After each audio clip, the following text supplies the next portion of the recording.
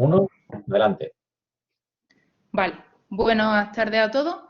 En primer lugar, daros las gracias por estar aquí hoy presentes en esta tarde de domingo. Para mí es un placer que reservéis un ratito de vuestro tiempo para que podamos reunirnos todos ante una temática que para mí me hace especial ilusión compartir con todos vosotros, si me permitís que os tutee. Y bueno, espero desde aquí aportar mi granito de arena, sumar y enriquecer en lo que respecta al área a la que me dedico, al área del ejercicio físico, y decir lo primero que yo no soy médico y por tanto todo lo que respecta al marco teórico y a la fisiopatología de la enfermedad, mi conocimiento de ello es pequeño, y más aún en esta enfermedad que para mí es relativamente nueva, llevo muy poquito tiempo profundizando y estudiando en ella de forma autodidacta. Por tanto, en primer lugar, disculparme si hay algún término, algún concepto o algo que no quede claro o que no lo explique adecuadamente, ya que, como digo, no soy especialista en la materia. Pero sí quiero hacer una introducción al respecto para que nos podamos todos más o menos contextualizar en esta temática, y ya de ahí pasaremos a todo lo que es el abordaje o la intervención no farmacológica, en este caso el ejercicio físico. Para los que no me conozcáis, que bueno, la gran mayoría sí me conocéis, mi nombre es Lucía Guerrero, soy licenciada en Ciencias de la Actividad Física y el Deporte por la Universidad de Granada, y bueno, vivo en Granada, trabajo también aquí, he realizado diversos másteres, sobre todo en ejercicio y patología. Formo también parte del equipo de trabajo del ICES, del Instituto Internacional de Ciencias del Ejercicio Físico y Salud. Y bueno, y mi gran labor, y por lo que quiero empezar aquí, y si os parece me permitís unos minutos, es a lo que me dedico cada día, que es al entrenamiento personal, al entrenamiento individualizado, supervisado en este centro deportivo. Esto está en Granada, o dos centros wellness en Neptuno. Tenemos una sala de entrenamiento personal, un servicio, somos un equipo de 11 entrenadores, y bueno, realmente es lo que me apasiona, lo que me gusta y lo que vivo día a día, aparte de todo lo que implica también la docencia, que combino gran parte de mi labor. Y para mí es muy importante poder mostrar esta diapositiva, como bien dice la frase típica de una imagen vale más que 1000 palabras. Realmente aquí, como podemos ver en una imagen, distintos perfiles, distintas personas que realizan ejercicios en su día a día conmigo, entrenamiento personal. Y bueno, para mí es muy importante decir que detrás de cada entrenamiento, detrás de cada sesión hay una historia que contar, hay una experiencia, hay emociones y hay un gran vínculo que supera más allá de lo que implica el propio entrenamiento. Entonces, bueno, daros las gracias a todos, y además sé que muchos de vosotros estáis presentes hoy aquí, que agradezco también vuestro tiempo para estar hoy aquí. Entonces, bueno, daros las gracias por confiar en mí y por ser parte de esta gran familia.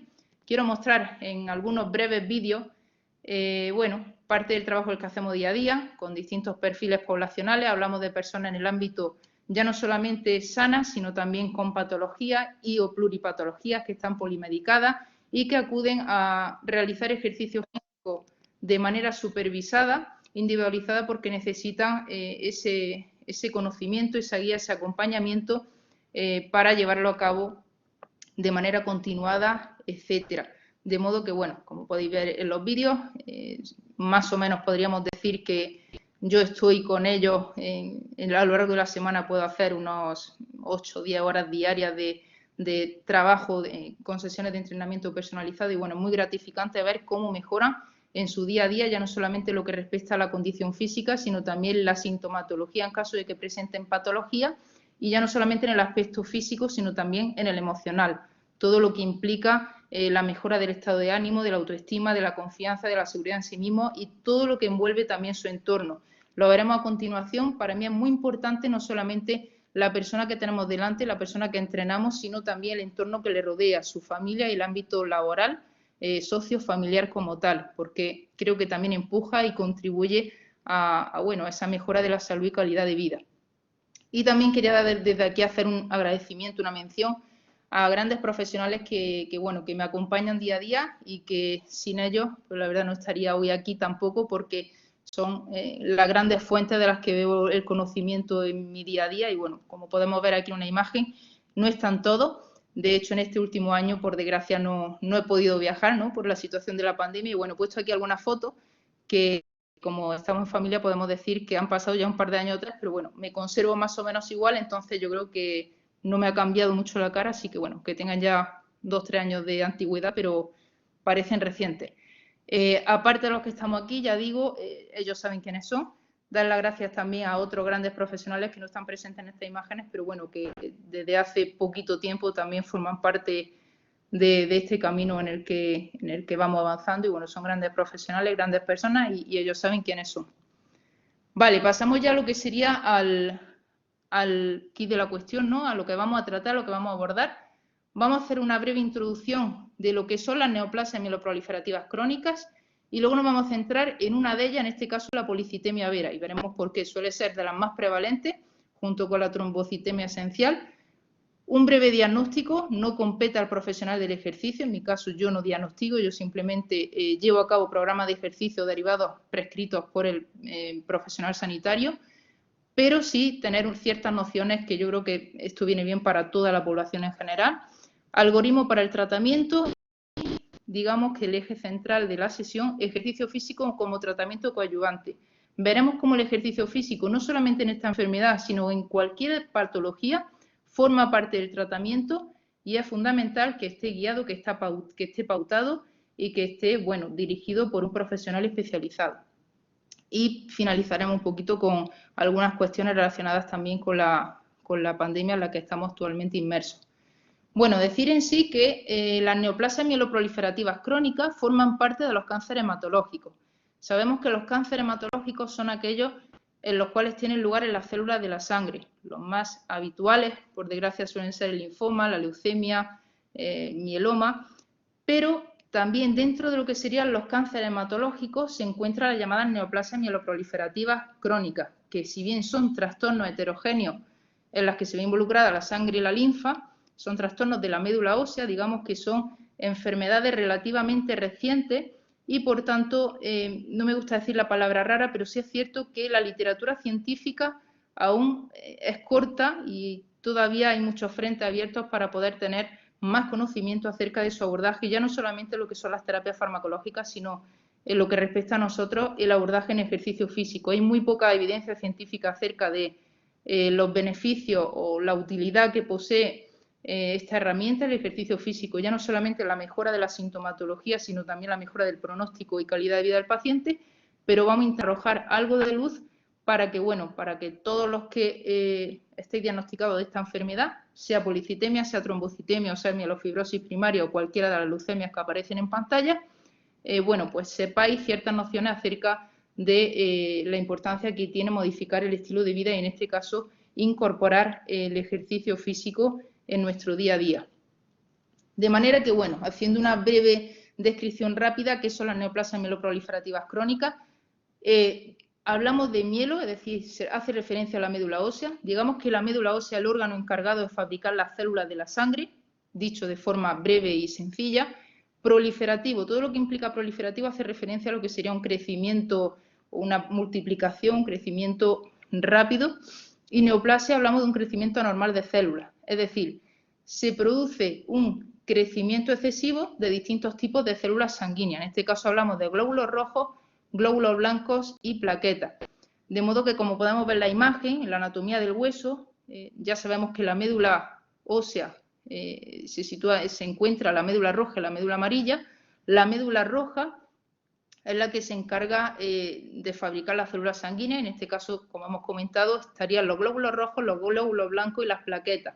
De manera que ese crecimiento, ese desarrollo excesivo, esa producción excesiva de distintos tipos de células de la médula ósea va a ser lo que caracterice cada una de las neoplasias mieloproliferativas crónicas. De modo que, bueno, considerar un poco esta breve introducción para situarnos en el contexto. Si bien la sintomatología es diferente y específica para cada enfermedad, para cada trastorno hematológico, para cada cáncer sanguíneo, en este caso para cada neoplasia, hay algunos síntomas que son generales para todos. De modo que, por ejemplo, los más comunes suelen ser la fatiga. Fijaos, la fatiga en supervivientes de cáncer, y ya no hablo solamente aquí, sino en cualquier cáncer, suele ser la queja más frecuente. Suele ser el síntoma más común y más incapacitante, y lo que supone una mayor barrera para iniciar programas de ejercicio físico. Es decir, La fatiga supone un cansancio, una debilidad, una falta de energía que repercute negativamente en el desarrollo de la actividad de la vida diaria y laboral. Por tanto, la fatiga a veces supone una barrera para lograr que la persona sea físicamente activa e inicie pues distintos programas de ejercicio físico, como veremos a continuación. Otro de los síntomas realmente frecuentes suele ser el prurito. Hablamos de picor, puede ser picor, ardor, hormigueo, etcétera. No está presente el picor en todas las neoplasias, pero por ejemplo en la policitemia vera, como veremos a continuación, hasta aproximadamente entre el 5% y el 85% de las personas lo presentan, de manera que, bueno, es un síntoma muy incapacitante también, muy problemático, muy desagradable y que también puede alterar de forma grave la calidad de vida.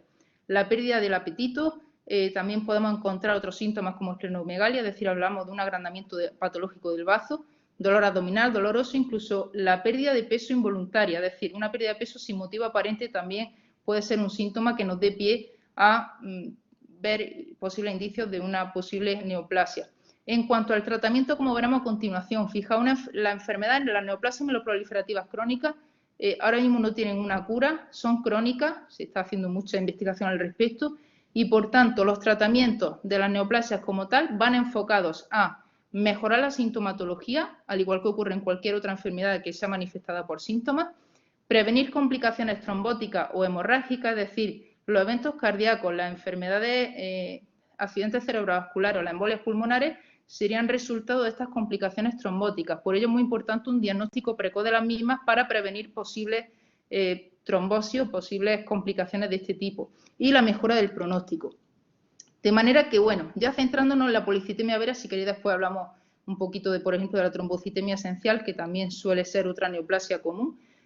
Sea policitemia vera en este caso como neoplasia mieloproliferativa crónica y, por tanto, como una enfermedad de la sangre, hablamos que es una enfermedad que no tiene cura, que es crónica, que se produce un exceso de glóbulos rojos. Normalmente hay un exceso de producción, tanto no solo de producción, sino también anomalías en la maduración y el desarrollo de los glóbulos rojos, aunque también pueden estar incrementados los glóbulos blancos y las plaquetas. No suele causar signos o síntomas tempranos, a veces van sucediéndose los síntomas más tardíos, es decir, no tienen por qué haber síntomas desde hace mucho tiempo, van progresivamente. De hecho, normalmente el diagnóstico viene dado por una analítica rutinaria y predispone a la formación de coágulos en los vasos sanguíneos. Esto es súper importante porque los coágulos no avisan, no manifiestan síntomas hasta que ya tiene lugar un evento cardiovascular. De modo que por ello es muy importante el ejercicio no solamente en el tratamiento, sino en la prevención de posibles episodios tromboembólicos como tal. Es una enfermedad muy importante aquí decir que es adquirida, es decir, no es hereditaria. Son mutaciones genéticas donde se manifiesta el gen JAK2 en el 98% de los pacientes, pero normalmente está adquirida a lo largo de la vida de la persona por factores ambientales, no suele ser hereditaria, aunque sí se ha visto que en algunas familias puede haber varios miembros de la familia que la manifiesten. Si tenemos en cuenta, digamos, como podemos ver en la imagen, el famoso dibujo de Leonardo da Vinci, tenemos que tener en cuenta, y ya aquí quiero hacer una generalización, no solamente a nivel de policitemia, sino en cualquier patología. Cuando nosotros vemos una patología en concreto, me da igual si es policitemia, si es otro tipo de cáncer, o si es una enfermedad endocrino-metabólica, una obesidad, una diabetes, una hipertensión, una EPOC, etcétera, tenemos que contemplar la patología como tal, pero también todo lo que engloba la misma, es decir, la sintomatología que presenta, la predisposición familiar, tenemos que tener en cuenta los tratamientos farmacológicos, si hay intolerancia o resistencia a los mismos, qué impacto no solo emocional sino económico, qué gastos sanitarios supone cuando no se llevan adecuados cambios en el estilo de vida que vayan acompañados a esa prescripción farmacológica, la sintomatología o la transformación hacia otras enfermedades de la sangre. De modo que, teniendo en cuenta este modelo teórico, en cualquier enfermedad tenemos que contemplar el plano físico, cognitivo y emocional. Por eso, siempre cuando hablamos de ejercicio físico, me gusta recalcar que el ejercicio físico no solamente conlleva una mejora de la condición física, hablamos también de una mejora en el plano emocional, una mejora a nivel cognitivo. Por eso el envejecimiento decimos siempre que va acompañado no solamente de deterioro físico, sino también cognitivo. Entonces es muy importante tener en cuenta tres aspectos claves de la pirámide como tal.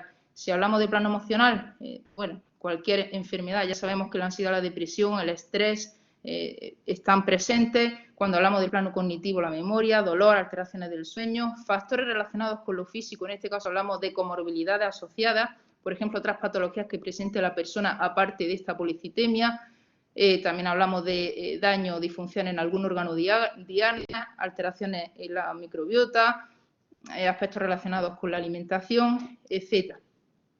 Por tanto, cuando ya seguimos hablando de la policitemia vera, las manifestaciones sintomáticas hemos dicho que dentro de las neoplasias mieloproliferativas crónicas, que hay síntomas que son generales, también en este caso, en la policitemia, hablamos de síntomas, algunos de ellos pueden ser específicos.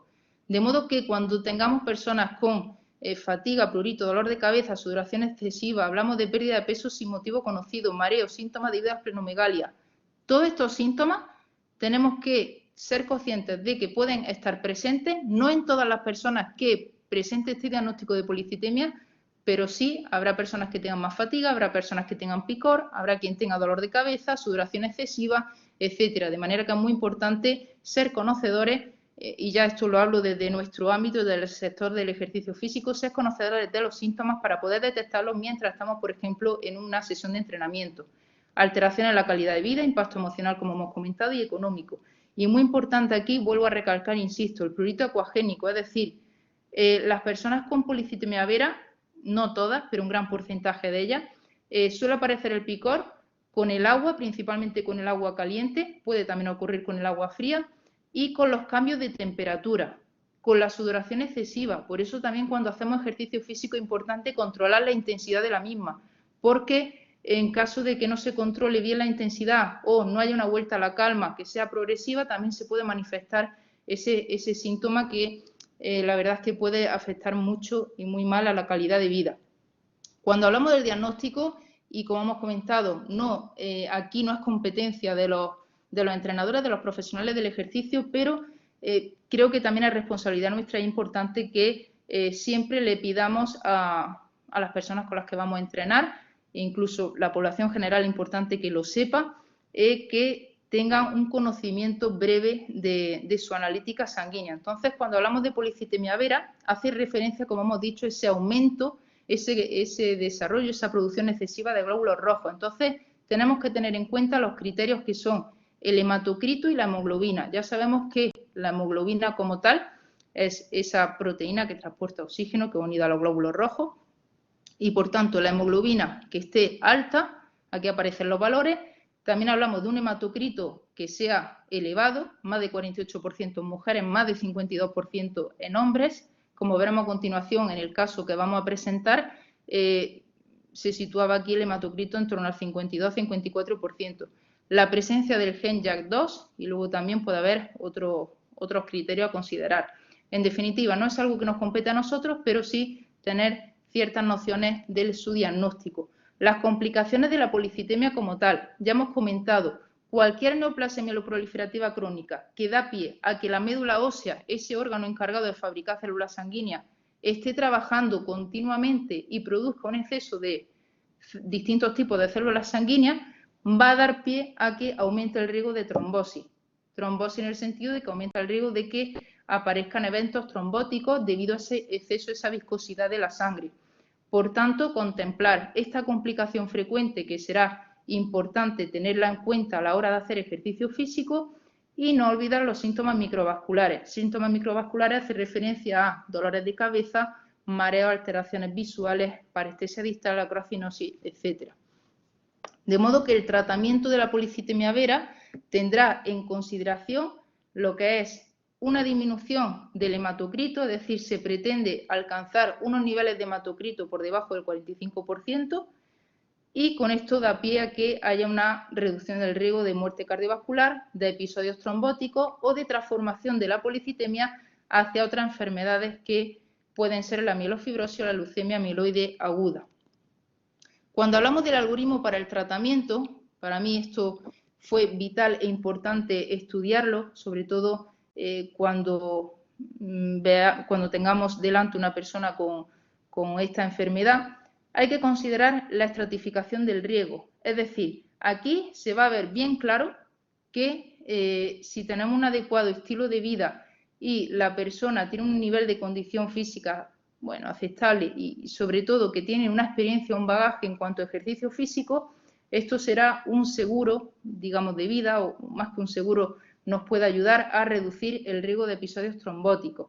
De modo que tenemos estratificación de riesgo bajo y riesgo alto. Es decir, si la persona tiene menos de 60 años, ya de por sí un riesgo bajo, de manera que la edad, y esto es súper importante, un factor de riesgo. A más edad, debido a ese proceso de envejecimiento, más riesgo de que aparezcan, pues, bueno, posibles patologías de distinta índole, ¿no?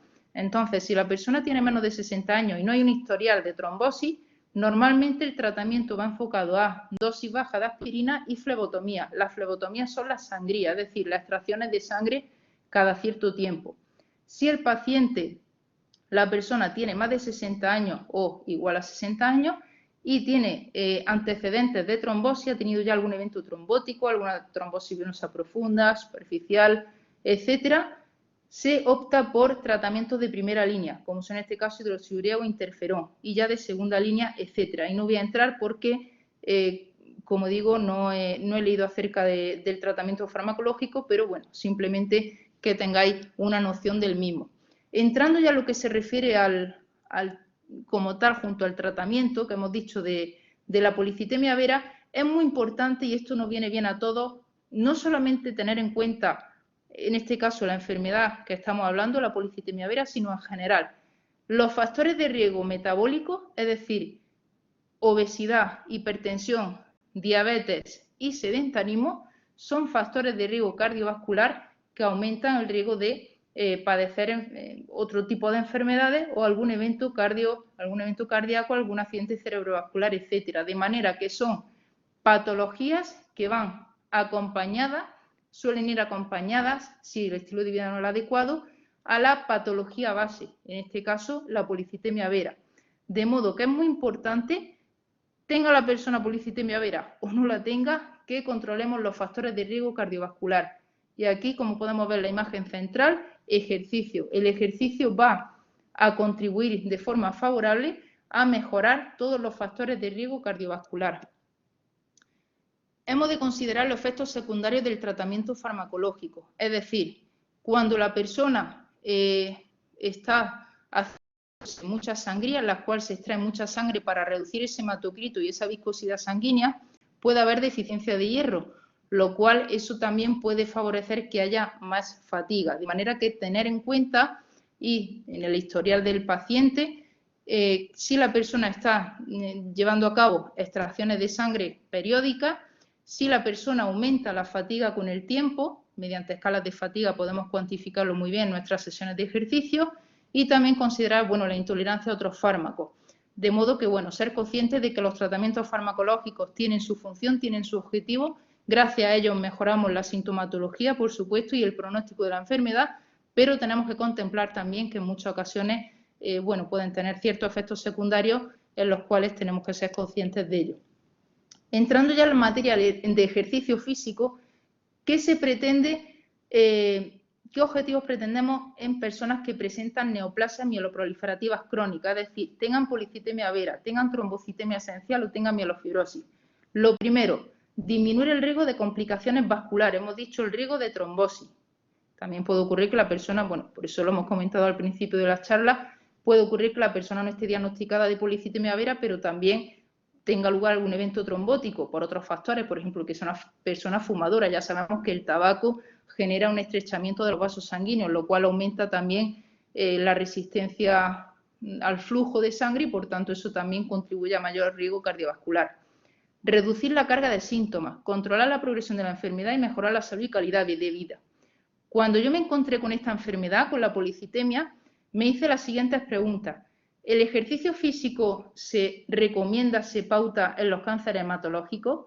¿Existen recomendaciones específicas de actividad física para los pacientes diagnosticados que se someten al tratamiento farmacológico? ¿Cuál es la dosis mínima segura y eficaz de ejercicio? Y si se analizan las barreras para participar en programas de ejercicio. Lamentablemente, la literatura científica que aborda los cánceres hematológicos y el ejercicio físico es muy limitada. Tenemos poca literatura al respecto, pero sí sabemos que el ejercicio físico contribuye en la prevención primaria y secundaria de muchísimas enfermedades. Por tanto, vamos a intentar acercar lo poquito que sabemos de ejercicio a esta enfermedad, que también puede ser útil en otras enfermedades o en personas que no tengan enfermedades, pero el ejercicio es de ayuda para prevenir o retrasar la aparición de cualquiera de las enfermedades.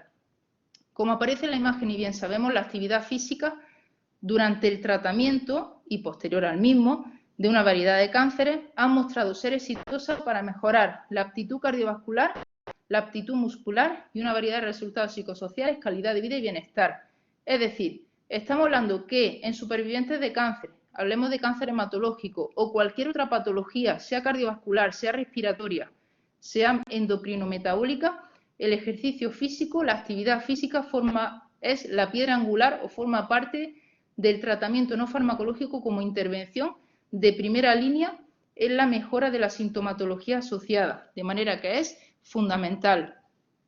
Hablamos de ejercicio de resistencia, más comúnmente dicho, lo que es llamado también la aptitud cardiorrespiratoria, y la fuerza muscular. Fijaos, se asocian de forma independiente con el riesgo de enfermedad cardiovascular y mortalidad.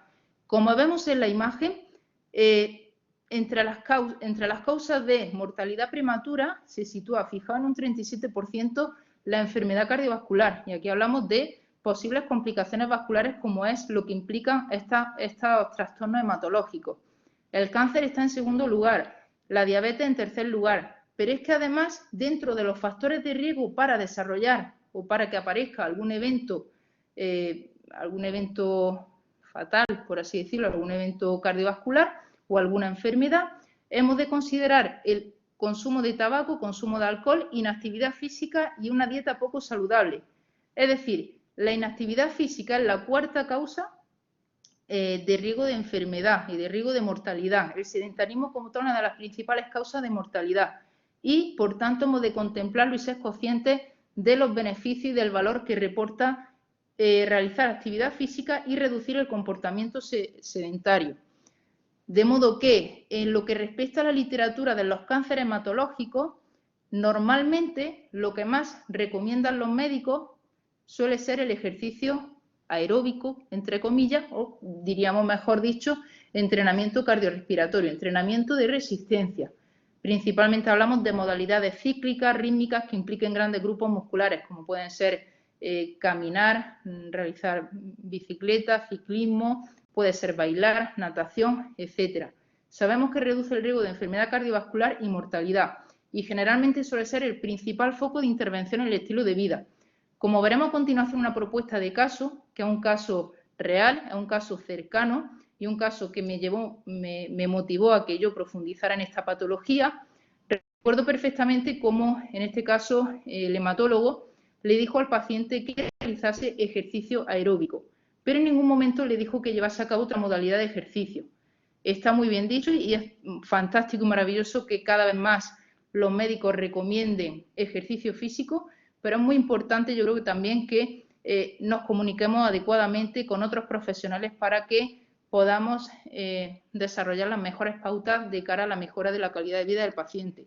De modo que junto con el ejercicio aeróbico, dicho comúnmente, el ejercicio de fuerza no se ha visto tanto en estos cánceres hematológicos y por tanto no se ha recomendado como modalidad de ejercicio. Pero fijaos que es muy importante porque reduce no solo el riesgo de enfermedad cardiovascular, sino también de las complicaciones vasculares fruto de estas enfermedades hematológicas. De manera que el entrenamiento de fuerza, y todos los que entrenáis conmigo habitualmente sabéis que el entrenamiento de fuerza está siempre presente, va a tener beneficio y mejora no solamente en factores de riesgo metabólico, en la reducción de la presión arterial, mejora de la composición corporal por cuanto mejora lo que es el perfil de una persona con sobrepeso obeso o obesidad, mejora el perfil lipídico, mejora de la función del sistema inmune, aumento de los niveles de fuerza, porque la fuerza muscular está inversa independientemente relacionada con la mortalidad. Hablamos también de mejora de la capacidad oxidativa, etcétera. En definitiva, aquí podemos ver en esta imagen, muy sencillo y muy resumido, cómo la fuerza muscular es fundamental para una buena calidad de vida y sobre todo para mejorar la expectativa de vida, es decir, para que los años que vivamos sean de calidad. Fijaos cómo podemos ver en la imagen, arriba tenemos esa barrita de color. Esto hace referencia a la velocidad de la marcha. No sé si os fijáis cuando vais por la calle y observáis a las personas, sobre todo adultos mayores, ya con ciertos déficits, cierto deterioro, pues la velocidad de la marcha es un indicador de la supervivencia general. Sobre todo se hace en evaluación geriátrica integral, la prueba de velocidad de la marcha se lleva a cabo y es muy común. Personas que caminen a menos de 0,8 metros por segundo tienen más riesgo de enfermar y de reducir su independencia y su autonomía, es decir, de ser más dependientes. Si son más dependientes, requieren, por tanto, de más personas a su alrededor y eso implica mayor gasto sanitario. De modo que la velocidad de la marcha tendrá gran relación con los niveles de fuerza muscular, especialmente en el miembro inferior. Y ya lanzo desde aquí el primer mensaje. Es muy importante entrenar el tren inferior, todo lo que serían los miembros inferiores. Es fundamental para salvaguardar la autonomía y la independencia. Y abajo podemos ver también una persona que tiene un aparato en la mano. Hablamos de lo que se llama dinamometría manual. Lo utilizamos mucho los entrenadores. Y en este caso es el trabajo de fuerza de prensión manual. Evaluamos o valoramos los niveles de fuerza que presenta la persona. Con estos ejemplos, que son básicos, podemos ver la gran importancia que tiene la fuerza, el tejido muscular, no solamente por su gran función en cuanto a reducción del riesgo de mortalidad y demás, sino también como órgano endocrino, porque va a tener una gran función en mejorar todos los factores de riesgo metabólico. Y esto va unido también a la sarcopenia. Quizá no se habla tanto en las consultas médicas, sobre todo por el hecho de que el tiempo disponible por paciente es corto, pero la sarcopenia, que hace referencia a la pérdida de fuerza y masa muscular, está muy presente en supervivientes de cáncer, debido a los tratamientos farmacológicos que además conllevan o conducen a una pérdida de masa, no solamente muscular, sino también de masa ósea. Luego la sarcopenia, la pérdida de fuerza como tal, es fundamental considerarla y tenerla en cuenta de cara a nuestras intervenciones no farmacológicas, porque los fármacos reducen el riesgo de trombo, mejoran la sintomatología, pero no hay ningún fármaco que ayude a mejorar la fuerza que no sea el ejercicio físico. Entonces, tener muy presente este mensaje. A su vez, tanto que se habla de la inflamación crónica, cuando hablamos de inflamación crónica, y además esto ahora está muy en boga con el coronavirus, que se habla de esa tormenta de citoquinas, pues las enfermedades cardiovasculares, respiratorias, endocrinometabólicas, y en este caso estas enfermedades neoplásicas, por ejemplo en este caso la policitemia vera, normalmente suele haber una inflamación sistémica crónica, que también forma parte en parte de la sintomatología que presenta el paciente.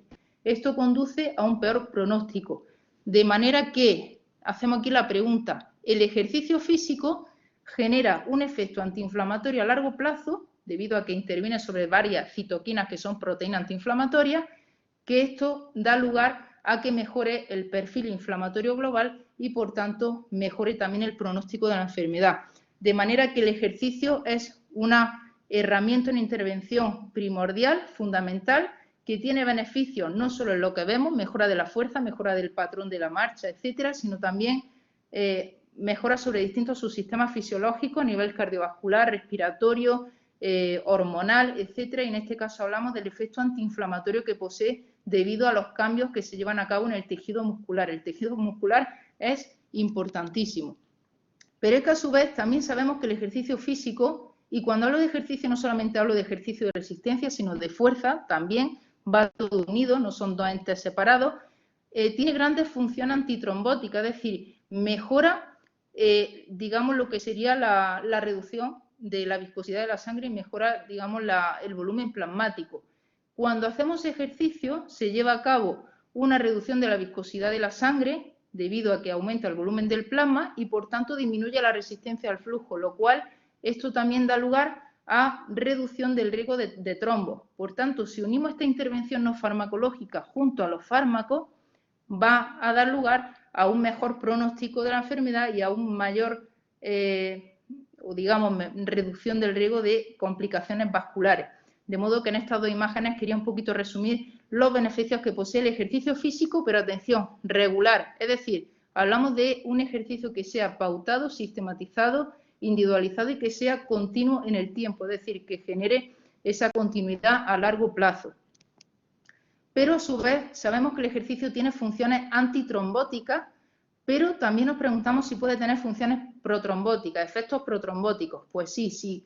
El ejercicio de muy alta intensidad y muy alto volumen, la literatura científica un poco controvertida al respecto, probablemente porque no define ni controla adecuadamente la intensidad de los estudios que se han llevado a cabo en estos artículos científicos, pero cuando hablamos de policitemia vera o cualquier neoplasia mieloproliferativa crónica o cualquier patología que vaya asociada a una carga importante de sintomatología, bien sabemos que por regla general se recomienda ejercicio de baja a moderada intensidad. Evitamos siempre el ejercicio de alta intensidad por sus posibles complicaciones trombóticas.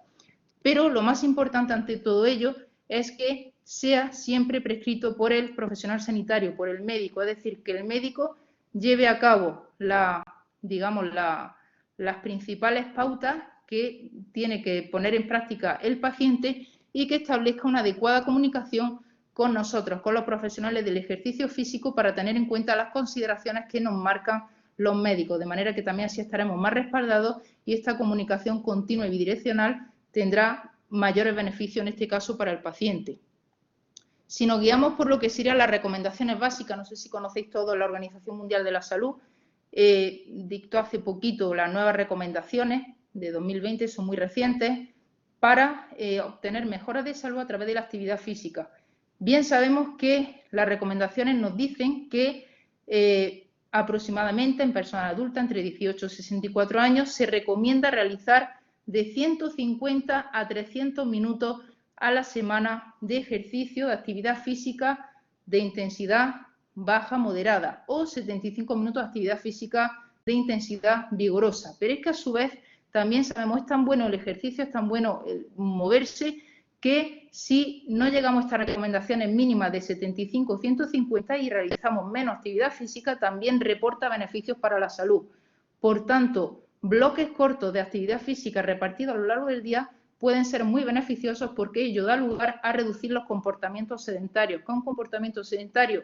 Quedarse sentado en el sofá o viendo la tele o tumbado durante mucho tiempo. Por tanto, es muy importante seguir las recomendaciones básicas que nos establece la Organización Mundial de la Salud.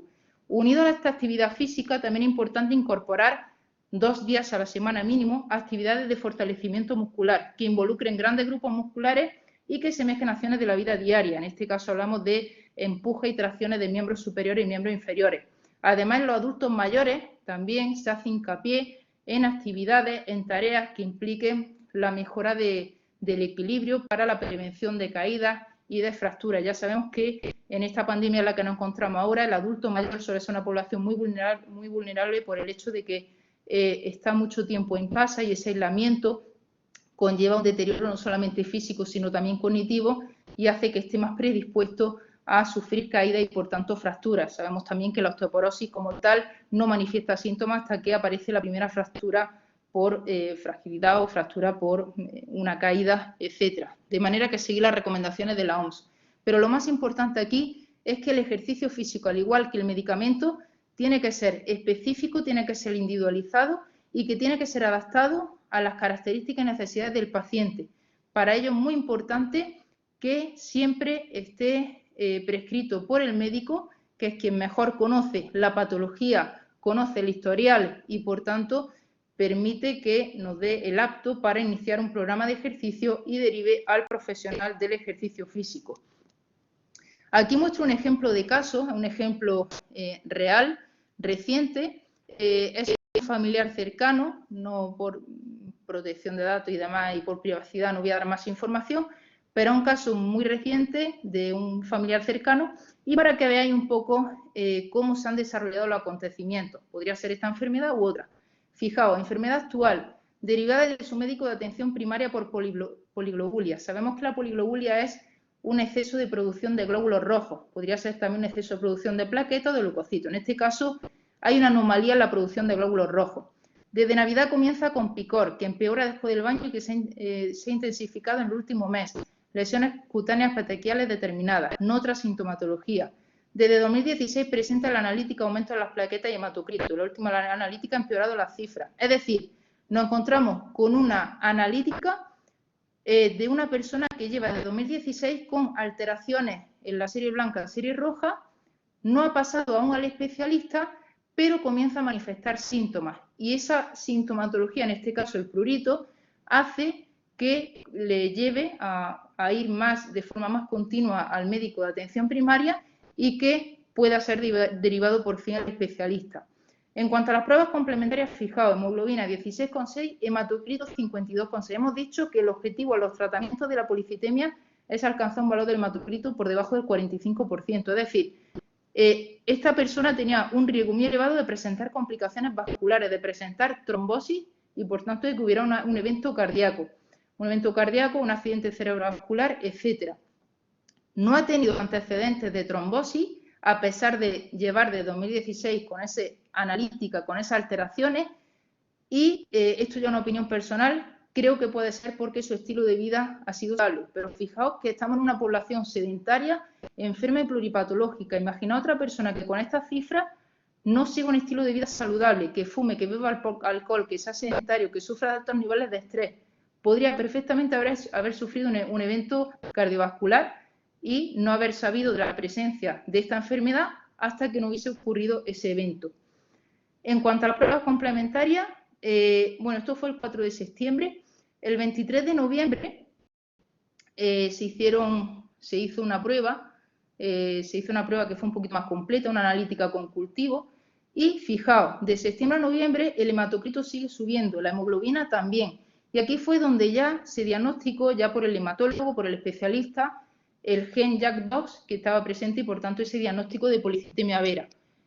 ¿Cuál fue el plan de actuación? Bueno, pues se prescribió sangría, lo que son las extracciones de sangre de casi medio litro cada 10 días hasta revisión, aspirina de por vida, baja dosis de aspirina, ya hemos dicho que en pacientes de bajo riesgo suele ser o siempre es la recomendación, la prescripción habitual, polaramine, debido a que bueno, los antihistamínicos fueron prescritos en este caso para el picor, control estricto de los factores de riesgo cardiovascular. Fijaos, hablamos de factores de riesgo cardiovascular que ya hemos comentado antes, los cuales el ejercicio forma parte de las terapias que conducen a una mejora de la calidad de vida, hipertensión, diabetes, hipercolesterolemia, tabaco, sobrepeso.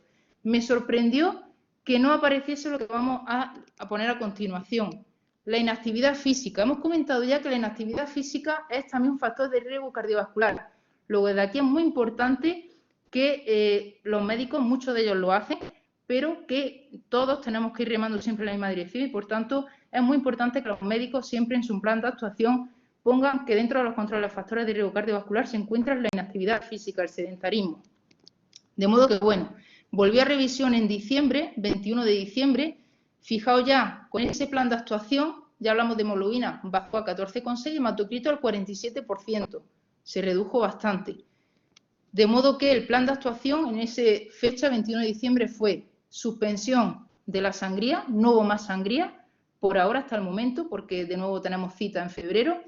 No se recomienda suplementos para la ferropenia, ¿por qué? Porque apareció en la analítica anemia, continuar con aspirina, polaramine, etcétera. De modo que, resumen, aparece abajo, tras el diagnóstico policitemia vera con el gen JAK2 positivo, en la segunda consulta comienza con aspirina, 3 flebotomías, una cada 10 días, hemos dicho las flebotomías son las extracciones de sangre, y se hacen revisiones continuas. Próxima consulta con análisis para el control de cifras, 22 de febrero. Durante todo este transcurso de tiempo, aparte de seguir con este tratamiento farmacológico, ha llevado a cabo pues un estilo de vida saludable que ya lo venía haciendo, pero ahora hemos sido mucho más conscientes, de manera que ha hecho ejercicio físico 3 días a la semana supervisado por un profesional. Y con esto, ¿qué quiero decir? Y ya uno a ello a los mensajes para llevarnos a casa. Es muy importante siempre seguir las recomendaciones pautadas por tu médico y dejarte asesorar por profesionales del ejercicio. No te pongas en manos de profesionales del ejercicio hasta que no haya estado en tu médico que te recomiende y te indique que puede iniciar un programa de ejercicio físico. Siempre debemos de saber que realizar actividad física, algo es mejor que no hacer nada, y evitar las conductas sedentarias es fundamental. No siempre tenemos por qué alcanzar las mínimas recomendaciones que establece la Organización Mundial de la Salud. ¿Es importante? Sí, pero podemos comenzar con menos actividad física, pero lo importante es hacer ese cambio activo en el estilo de vida. Comenzar con pequeñas cantidades de actividad física, bloques de 5 o 10 minutos y aumentar gradualmente frecuencia, volumen e intensidad. Por ejemplo, coger la escalera en vez de subir la escalera en vez de coger el ascensor, caminar todos los días, etcétera. Incluye actividades de fortalecimiento muscular de intensidad baja moderada al menos 2 días a la semana. Y ello no quiere decir que tengas que apuntarte a un gimnasio. Y fijaos que yo trabajo en un centro deportivo. Podemos hacer también ejercicio en el hogar. Lo importante es que iniciemos actividades que, además de ser cíclicas y rítmicas, en este caso cardiorrespiratorias, involucremos también al tejido muscular mediante ejercicios de fuerza, aunque sí es cierto que el músculo está presente, el tejido muscular está presente en ejercicios aeróbicos como en ejercicios de fuerza. Otros aspectos relacionados con el estilo de vida: no fumar, no beber alcohol y establecer unos buenos hábitos de alimentación también importante. Y cuidado con el estrés, digo cuidado porque el estrés es algo que está presente habitual en todos nosotros, y relaciones tóxicas. Parece que no se le da a veces la suficiente importancia, pero el entorno familiar, como hemos dicho, el entorno sociolaboral es muy importante también para un mejor pronóstico de la enfermedad y una mejora de la sintomatología asociada. Aquí algunos de los ejemplos de ejercicios que yo hacía con este paciente: pues ejercicios de tracciones, estos son ejercicios de fortalecimiento muscular, ejercicios de tracciones como puede ser un remo, ejercicios de empuje del miembro inferior como puede ser una zancada, ejercicios de empuje del miembro superior como puede ser una flexión en pared, sentadilla o trabajo en cuadrupedia. Es decir, con poco material y simplemente introduciendo movimientos globales multiarticulares es más que suficiente para complementar estos 2 días a la semana, y además poco tiempo, no hace falta demasiado, 10, 15, 20 minutos es suficiente, pero lo más importante es que haya una continuidad y que haya frecuencia para que genere adherencia y forme parte de un estilo de vida físicamente activo. Y ya terminando con mi intervención, en decir que, bueno, teniendo en cuenta la situación en la que nos encontramos ahora, y yo no soy la más indicada para hablar sobre COVID y ejercicio porque no es mi campo de trabajo, sí decir que en patologías crónicas, en este caso en los cánceres hematológicos, en las neoplasias mieloproliferativas crónicas, el ejercicio físico de intensidad baja moderada es más que suficiente. Evitemos ejercicios de alta intensidad. Ya de por sí sabemos que el ejercicio fortalece y mejora el sistema inmune, pero es importante, como todo, situarnos en un punto intermedio y no abusar del ejercicio físico, sino simplemente tener sentido común, ser consciente y tener en cuenta no solamente la actividad física de nuestro día a día, sino también, pues bueno, todo lo que implique ocio, trabajo, etcétera. Y ya sabemos en sí que el aumento del riesgo de las complicaciones trombóticas por COVID pueden ser de particular preocupación para los pacientes con neoplasia, debido al riesgo persistente de complicaciones trombóticas y o hemorrágicas asociadas a la enfermedad. Por tanto, si estamos delante de una enfermedad respiratoria en la cual es más propenso a aquellas personas que padecen enfermedades crónicas y a su vez que presentan altos niveles de inflamación sistémica crónica de bajo grado y presentan complicaciones trombóticas, teniendo en cuenta que el COVID también está relacionado con esas complicaciones trombóticas, sabemos que el ejercicio físico debe estar aún más presente para hacer frente a esta situación en la que nos encontramos. Por tanto, padezcas una enfermedad hematológica u otro tipo de patología, sea respiratoria, cardiovascular, endocrino-metabólica, o simplemente no presente enfermedad, y lo que buscamos simplemente, pues bueno, prevenir enfermedades y mantener un estilo de vida físicamente activo, ya sabemos que el ejercicio físico regular de intensidad a moderada es muy importante que esté presente y forme parte de tu tiempo, de tu día a día. Así que bueno, muchísimas gracias por vuestra atención. Dejo por aquí mi correo electrónico, redes sociales. Intento ser activa en redes, ahora quizá un poquito menos por mi tiempo disponible, pero en la medida de lo posible podéis consultarme todo lo que queráis en cualquier momento y quedo siempre a vuestra disposición. Así que muchísimas gracias por vuestra atención. Voy a dejar de compartir. Emilio, no sé si estás por ahí o me has abandonado.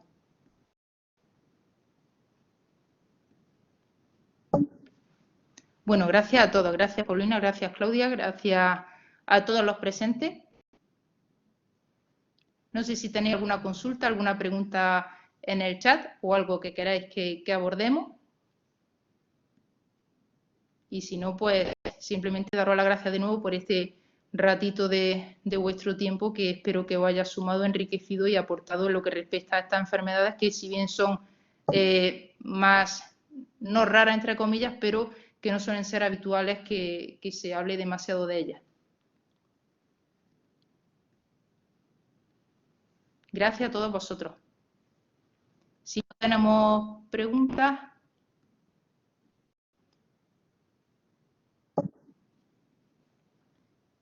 Muchísimas gracias a vosotros. Si no tenemos preguntas, Emilio, si quieres podemos cortar la grabación, como estime oportuno.